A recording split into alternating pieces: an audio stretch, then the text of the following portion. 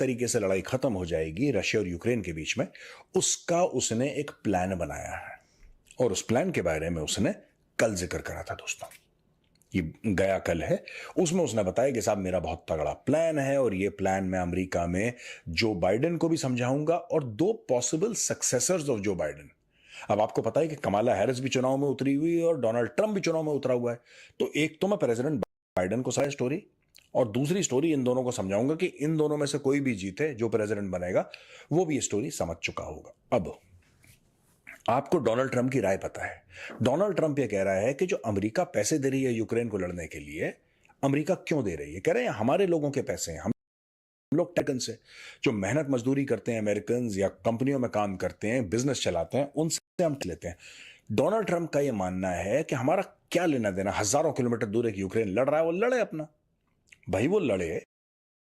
करनी है डिप्लोमेटिक मदद करनी है, आप करिए, लेकिन अरबों डॉलर कहीं ना कहीं डोनाल्ड ट्रंप ठीक कह रहा है दोस्तों। इसलिए ठीक कह रहा है क्योंकि अमेरिका का जो इंफ्रास्ट्रक्चर बना है वो 50-60 साल पहले का है, राइट? उसका बेड़ा गर्क हो गया है। अमेरिकन रोड्स पे गड्ढे, उनके एयरपोर्ट बर्बाद, उनका ये बर्बाद वो बर्बाद। तो बहुत अमेरिका में पैसे की रिक्वायरमेंट है, ट्रिलियंस ऑफ डॉलर्स की, बिलियंस नहीं ट्रिलियंस की रिक्वायरमेंट है। लेकिन अगर आप अफगानिस्तान जाके वही $2 ट्रिलियन आपने वहां पर निपटा दिए, इससे आपका देश का कायाकल्प हो सकता था। अब मैं आपको बताऊंगा जेलेंस्की क्या चाह रहा है दोस्तों। जेलेंस्की ये कह रहा है कि जो मैंने ऑक्यूपाई करा, यानी कि जेलेंस्की की फौज ने ऑक्यूपाई करा है कुर्स्क रीजन में, वो इसी प्लान का हिस्सा है। ये तो बात हमने आपको पहले भी बताई थी चाणक्य डायलॉग्स में कि भाई ये जो इस प्लान का हिस्सा है कुर्स्क रीजन का, अब ये कहेगा कि ठीक है हम तुम्हें ये दे देते हैं वापस और तुमने जो हमारा एरिया जो लिया हुआ है रूस ने, वो रूस हमें वापस कर दे। लेकिन इट्स नॉट दैट सिंपल दोस्तों, it is not that simple. ये जो मैटर है ये बहुत कंफ्यूजिंग भी है। और इसमें देखिए ना, मोदी जी गए रूस, उन्होंने अमन की शांति की बात करी, मोदी जी गए यूक्रेन, वहां पे अमन शांति की बात करी, पूरी दुनिया वाह वाह कर रही है, दुनिया कह रही है हाँ यार बात तो ठीक करी है, बात तो ठीक है। क्योंकि जो मोदी जी ने बात करी वो बात करी लड़ाई खत्म करने की, इज्जत से लड़ाई खत्म करो। क्योंकि दुनिया को ना एक और डर है, ट्रंप जो है ना, जब ट्रंप कहता है कि मैं 24 घंटे में लड़ाई खत्म कर दूंगा, वो कैसे खत्म करेगा लड़ाई? मैं आपको बताता हूं, वो सप्लाई चेन काट देगा यूक्रेन के, लो कड़क, और सारे यूरोपियंस को बोलेगा तुम्हें $1 देने की जरूरत नहीं है, इसको $1, £1, €1 देने की जरूरत नहीं है, बंद करो। और खुद बोलेगा, पहला एग्जीक्यूटिव ऑर्डर, उसने शपथ ली, ऑफिस गया, साइन करा, अपने लोगों को पहले ही बता दिया कि तुम तैयार करो, चिट्ठी साइन करो, effective immediately, no further aid और weapons will be given to Ukraine, end of story. राष्ट्रपति ने बोल दिया, राष्ट्रपति ने बोल दिया, कहानी खत्म हो गई। अब दोस्तों मैक्सिमम पैसा कौन दे रहा है यूक्रेन को? अमेरिका दे रहा है। जब अमेरिका मैक्सिमम डॉलर दे रहा है और अमेरिका ही वहां से कन्नी काट लेगा तो यूक्रेन अपने आप गिर जाएगा। और दुनिया को इस चीज का भी डर है, क्योंकि एक तरीका है लड़ाई खत्म करने का। अगर आप यूक्रेन की मदद नहीं करेंगे तो रूस ने जो एरिया लिया था उसको ले लेगा। रूस 2 या 3 साल चुप बैठेगा कि दुनिया थोड़ा सा सेटल हो जाए, फिर अगली बार क्या वो नॉर्दर्न यूरोप में घुस जाएगा, क्या फिनलैंड में घुस जाएगा? घुस सकता है ना, एनीथिंग कैन हैपन। इसीलिए बहुत जरूरी है दोस्तों, इसीलिए इट्स वेरी इंपॉर्टेंट कि रूस को भी समझाया जाए, यूक्रेन को भी समझाया जाए। अब जेलेंस्की बोल क्या रहा है? जेलेंस्की कह रहा है कि साहब मेरे प्लान के 3 हिस्से हैं।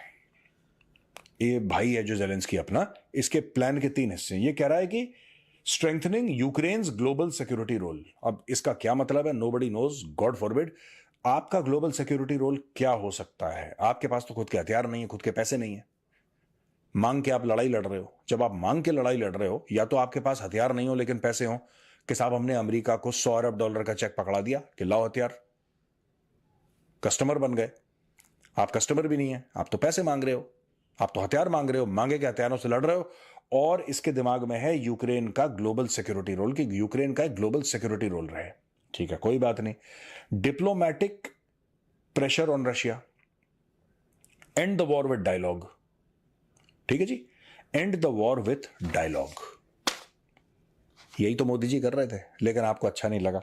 आपको डायलॉग करना पड़ेगा। अगर आप रूस के साथ चाहते हैं लड़ाई बंद हो, आपको रूस से बात तो करनी पड़ेगी। रूस से कोई बात करने को राजी नहीं है, सबने अपनी ईगो प्रॉब्लम बना ली।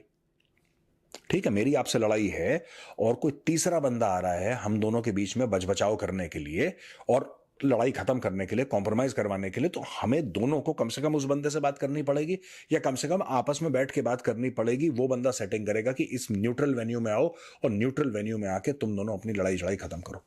कुछ तो स्टोरी सुनानी पड़ेगी ना आपको। आप ऐसा तो नहीं कह सकते कि नहीं उससे बोलो लड़ाई खत्म करे, जब वो लड़ाई खत्म करेगा तब मैं उससे बात करूंगा। अबे बेवकूफ के बच्चे, एक बार लड़ाई खत्म हो गई फिर तू उससे क्या बात करेगा और वो तुझसे क्या बात करेगा? बात ही तो लड़ाई की है, इसके अलावा कौन सी बात है? इसके अलावा कौन सी बात है? लेकिन दोस्तों यही बात है जो मैंने पहले बोली थी।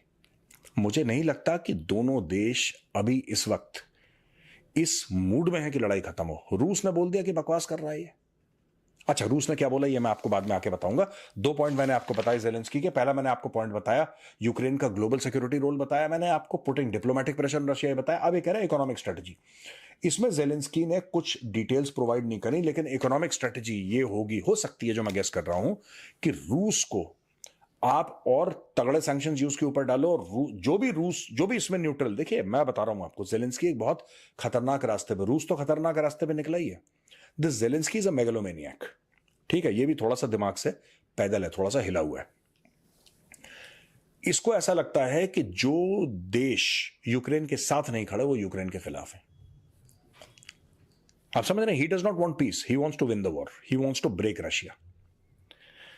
2 चीजें होती हैं कि ठीक है साहब हम लड़ रहे हैं क्योंकि हमारी मजबूरी है और हम चाहते हैं कि लड़ाई खत्म हो जाए, और इसके लिए थोड़ा बहुत हम भी कॉम्प्रोमाइज करेंगे अगर दूसरी पार्टी यानी कि रशिया कॉम्प्रोमाइज करे। अगर दोनों बराबर का कॉम्प्रोमाइज करें, हाथ मिलाते हैं, लड़ाई खत्म करते हैं। एक तो ये रवैया है। दूसरा रवैया कि नहीं, लड़ाई तब ही खत्म होगी जब रूस हार जाएगा, रूस जलील हो जाएगा, रूस बेइज्जत और रुसवा हो जाएगा, और तुम मुझे पैसे दो और मैं लड़ूंगा और मैं रूस को हराऊंगा। एक तो ये स्ट्रैटेजी है। ये स्ट्रैटेजी ज़ेलेंस्की की है जो कि फेल होने वाली है। रूस ने बोल दिया ऐसे वैसे अग्रीमेंट ये करता रहे, अपने प्लान बताता रहे, हम इसको सीरियसली नहीं लेते, हम तो लड़ेंगे। रशिया कह रहा है कि भाई हम तो लड़ेंगे। ज़ेलेंस्की कमला हैरिस को प्लान दिखाए, ट्रंप को प्लान दिखाए, जो बाइडेन को प्लान दिखाए, सानू की, हम तो लड़ेंगे। अच्छा, रूस ऐसा क्यों कह रहा है? क्योंकि रूस को भी पता है कि इसके प्लान सारे के सारे फ्रॉड हैं। दोस्तों एक बार मैं बता रहा हूं, अगर ज़ेलेंस्की ये बोल दे कि ठीक है आप यूक्रेन की सिक्योरिटी की गारंटी लो, यूक्रेन नेटो ज्वाइन नहीं करेगा, मैं आपको बता रहा हूं 60-70% टेम्परेचर वैसे ही कम हो जाएंगे। पहले से ही कंगाल चल रहे पाकिस्तान के सामने एक बड़ा संकट खड़ा हो गया है।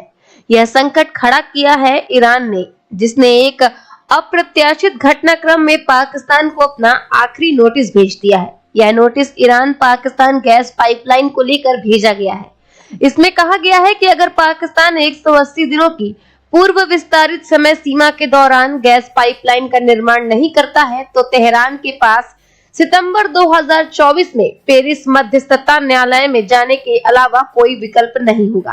Pakistani media outlet the news ने इस बारे में जानकारी दी है। अगर ईरान इस मामले को मध्यस्थता कोर्ट में ले जाता है तो वह 18 अरब डॉलर के हर्जाने की मांग करेगा, जिसके बारे में वो पहले से ही कहता आ रहा है।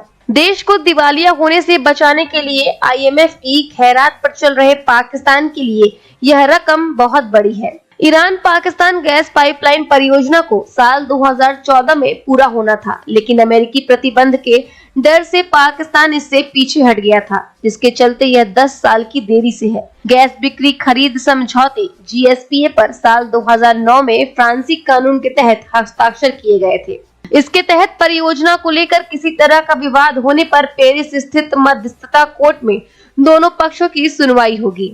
इसमें खास बात यह है कि फ्रांसीसी मध्यस्थता कोर्ट अमेरिकी प्रतिबंधों को मान्यता नहीं देता है, जिसका मतलब है कि पाकिस्तान हर्जाने से बचने के लिए अमेरिका प्रतिबंधों की आड़ भी नहीं ले सकता है। ईरान के लिए मुश्किल यह है कि उसने अपने हिस्से में पाइपलाइन का पूरा काम कर लिया है, लेकिन पाकिस्तान अब पीछे हट रहा है, जिससे तेहरान को नुकसान हो रहा है। पाकिस्तान के inter gas state system ISGA और नेशनल ईरानी गैस कंपनी NIGC ने सितंबर 2019 में एक संशोधित अनुबंधन पर हस्ताक्षर किए थे। इसके तहत यह तय किया गया था कि पाकिस्तान साल 2024 तक अपनी पाइपलाइन बिछा देगा।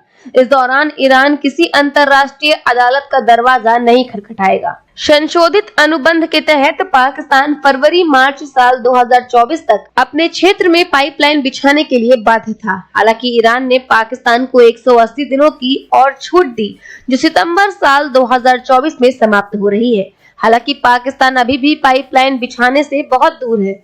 इसीलिए ईरान ने अपना अंतिम नोटिस अब पाकिस्तान को भेज दिया है। ईरान को मध्यस्थता अदालत में जाने के लिए एक कानूनी पेच भी मजबूत कर रहा है। फ्रांसीसी नियम के तहत अगर ईरान सितंबर 2024 तक मध्यस्थता अदालत में नहीं जाता तो वह पाकिस्तान के खिलाफ कानूनी लड़ाई शुरू करने का अपना अधिकार खो देगा। ईरान ने इससे पहले नवंबर-दिसंबर 2022 में पाकिस्तान को अपना दूसरा कानूनी नोटिस भेजा था, जिसमें पाकिस्तान से फरवरी-मार्च 2024 तक अपने क्षेत्र में परियोजना का हिस्सा बनाने या 18 अरब डॉलर का जुर्माना भरने के लिए तैयार रहने के लिए कहा गया था। ईरान